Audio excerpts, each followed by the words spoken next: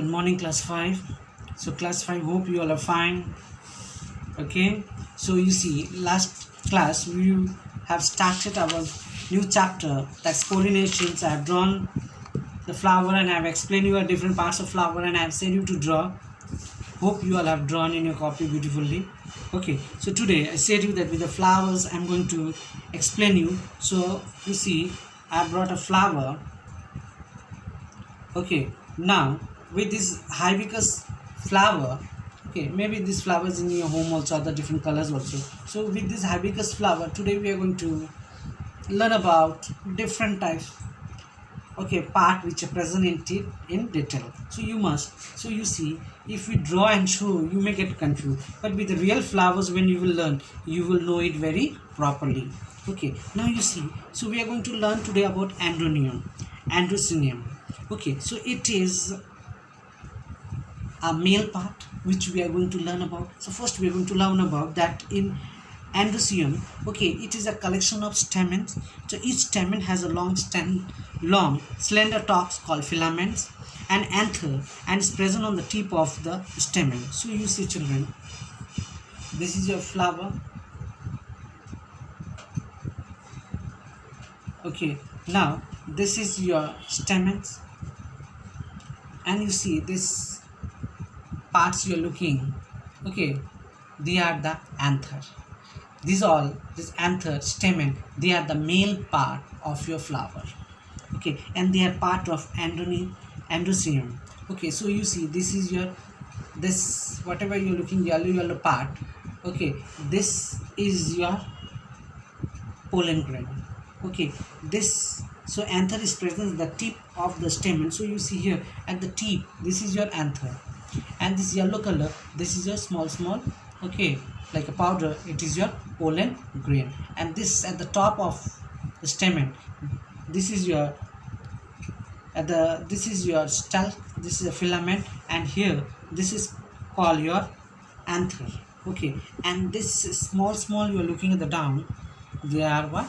Your pollen grain. So they are the male reproductive parts of your flower. So you see, children, they are what? They are the male reproductive part. So this is, okay, so this is your stamens. Here now long stem called filament, this is your filaments. Okay, so anther is present at the top, this is your anther.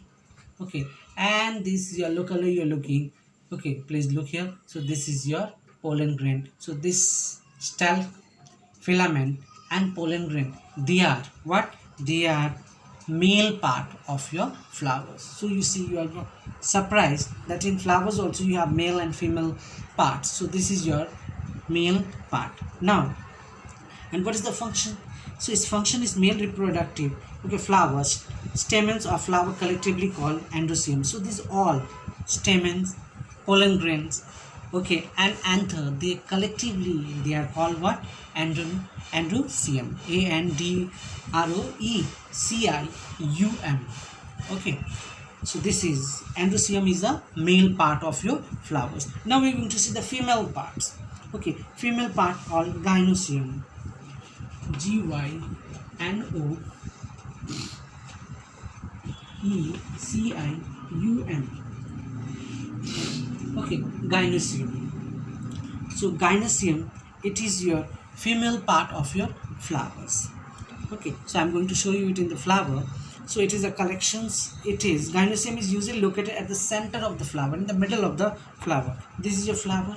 Okay, so the female part will be in the middle of the flower. Okay, in the middle of the flowers. Now, and it is a collection of female reproductive called carpels or pistil. Gynoecium consists of single pistil or in a group of pistil. A pistil has three parts: stigma, style and ovary. Now you see, okay, this is your pistil and it has three parts in female. So that is your stigma. Okay, it will have what? Stigma. Okay, and then you're going to have style, and you're going to have ovary.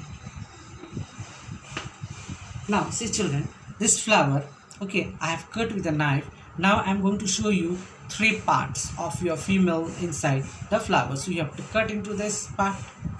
Okay, now first we're going to see the stigma. It is the sticky swollen tips of the pistil. It is responsible for receiving the pollen grain. Now you see children, you have to cut the top part.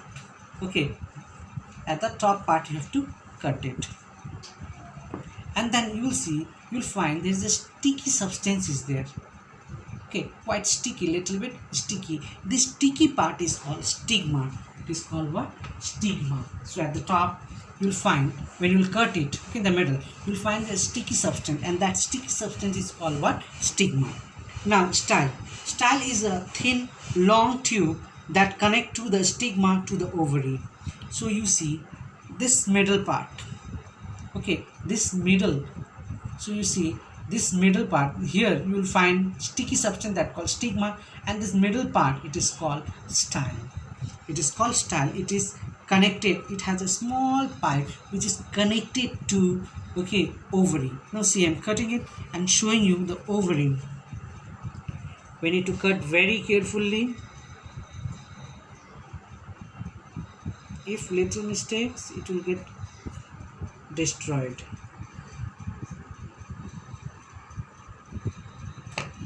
Okay, so you see, after cutting, see, I'm going to show you.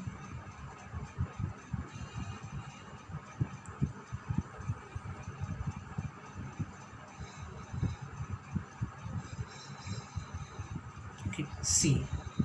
Okay, see is from inside. So there is a one small pipe. Okay, this is small pipe from your stigma. This pipe is sticking to the ovary. Okay, so that is called your, this is called what? Style. This is your style. Okay, it is like we have a food pipe, oesophagus. Okay, when we eat food, so there is a food pipe is there which carries the food to the stomach. So here also, okay, so in stigma, when this pollen grain, okay, you have seen this male part, boys part, when this pollen grain will fall, okay, this pollen grain, this yellow substance you are looking, this pollen grain, okay, this pollen grain, when it will fall, so it will fall here, and through this style, okay, from this is your style, okay, so through this style it will reach up to the ovary. Now I'm going to show you the ovary. So ovary is a swollen base and the piece of the pistil, it contains ovules. Now you see this end part, okay, this end part, the swollen part, okay, this part is called ovary. So you see this pollen grain will come here, and here the seed formation will take place. Okay, so you see here the ovules contain eggs or the female gamete. So here there is a female gamete is there, okay, or it contain egg. So you see this is the pollen grain, this is your male part. So this male part, it will come and it will get contact here, and then what it will take place, seed formation will take place. Okay, so you see this part, okay, this part of your flower, the end part of your flowers, when you will cut, you will see this part is called ovary. Okay, now see, after fertilization the ovary forms fruits of the plant, whereas the ovules forms the seed. So you see here what happened, it is the ovary, okay, ovules is also there inside, you can see, okay, I think in this camera you cannot see properly, but in your home if you take a flower and you cut, you can see very properly, you can see very small. Okay, now you look, so your ovaries will be this side, so you have to cut the flower into two parts, so which I have done.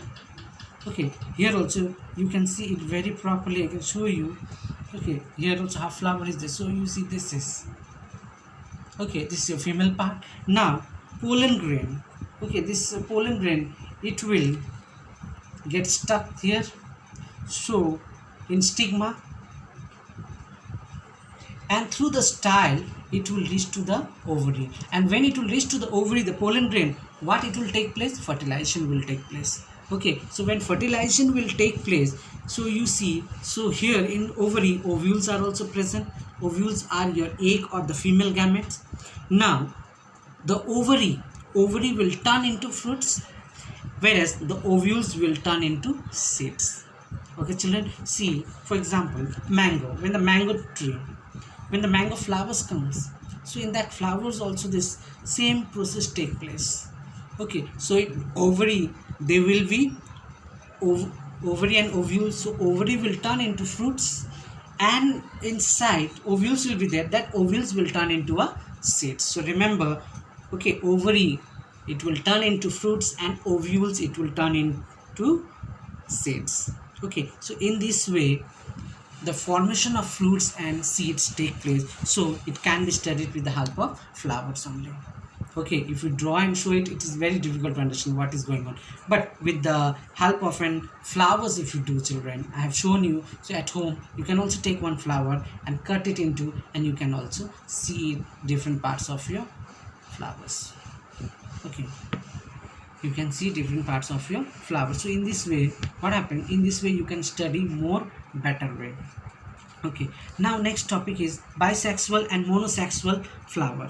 Okay, let's see, there's two type of production is the plant, bisexual and your monosexual. Now bisexual flower, now see, these flowers contain both the male and female reproductive part. They are called complete flower. So you see, okay, what is bisexual flower? It means in a same flower male part and female part both are present. So you see here I've shown you, okay, I've shown you your stamens, filament, anther, okay, pollen grain, this is the male part. Okay, female part in gynoecium, stigma, style and ovary. So you see male and female part both are present in the same flower. So those type of flower it's considered to be the bisexual flower. So example, tulip, rose, hibiscus. So this is your hibiscus. You can take you can take, if you have a rose, if you have a tulips, you can take, these all are your bisexual flowers. So where both male and females are present. Okay, next you see in monosexual.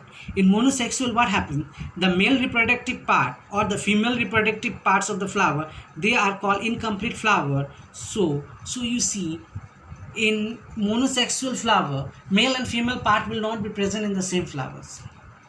Okay, so they are called your monosexual flower. Example, and they are not complete flower, they are called incomplete flowers. They are your watermelon, you can see pumpkin. So you might have seen pumpkin.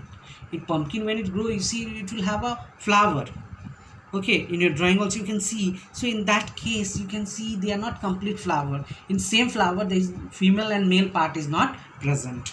Okay, cucumber, you can see papaya. This is very common. If you have a tree in your home and you can see the flower of papaya, so that's not a complete flower because male and female both part is not present in it. That's why it is called monosexual flower. Okay, example you can give watermelon, pumpkin, cucumber, papaya. So they are the example of monosexual flower and they are not called complete flowers. Okay, so this was about your now you can come to page 55 where you can see pollination. So what is pollination? Transfer of pollen grain from anther to the stigma by various agents called pollination. Now you see from this, okay, transfer of this pollen grain, okay, from the stigma, it is called pollination and it is done by the various agent. For example, you see flower is there, so insect comes and sit here, either it's a honeybee, butterfly. So when they sit, when they move, what happens, this pollen grain it will fall in your stigma. From stigma it will go to style, and from style it will go to ovary, and the formation of fruits and your seeds will take place. Okay, so you see agents are, so agents are your wind, water, birds. You see when wind is blowing, okay, flower will move, this pollen grain will fall in stigma, and from the stigma through the style it will go to the ovary, and your formation of fruits will take place. So that's take place in your mango tree, in every plant which has the fruits. Okay, you can see in a pomegranate, okay, you can see in mango, apple, oranges, in every types of plants. Okay, now process of pollination, how pollination take place. Now pollination take place, the male reproductive female gametes are present pollen grain, and inside the anther the female reproductive gametes are present in the ovules, okay, which contain in the ovary. So you see, this is your pollen grain is your male, I said you, and stigma is your female. So you see, when this pollen grain it falls on the stigma, okay, through the style it goes to the ovary. So when this pollen grain will reach in ovary, ovulation will take place. So the formation of seeds and formation of fruits is going to take place. So in this way your process of pollination take place. Okay, types of pollination, that is your one is self pollination, one is cross pollination. Self pollination means, okay, it means you see when the pollen grain from the anther of one flower fall on the stigma of the same flowers. Okay, so you see this is a flower. So from this pollen grain, if it will fall on the stigma, okay, so this is called same, in a same flower it is called self pollination. That means they are doing themselves pollinations. Okay, itself it will get pollinated and the formation of fruits and seed will take place. And one more is your cross pollinations. Okay, cross pollination means suppose two flowers is there. Okay, now here one flower, here one flower. So you see cross pollination means here the insect has set. So suppose here honeybee was sitting. So when honeybee was extracting the juice, this pollen grain got stuck in honeybee body, and honeybee went to the other flower and it set. So when it was sucking the nectar, what happened, that pollen grain fall on the stigma. So you see, from one flower to another flower, automatically the pollen grain will get transferred, and this is called your cross pollination. Okay, so cross pollination occur in most flowering plant, in almost all flowering plant. Okay, so you see, so it will, your pollen grain will get transferred, that's the male part, to the female part, that is stigma, then style, then the ovary. So in this way, okay, in this way the formation of fruits and seed take place in a plant. Okay, so you see, so you all will go through the chapters very properly. Okay, please do it very nicely. Okay, hope you have understood. Okay, you can also take a flower and cut and see. Okay, thank you for today.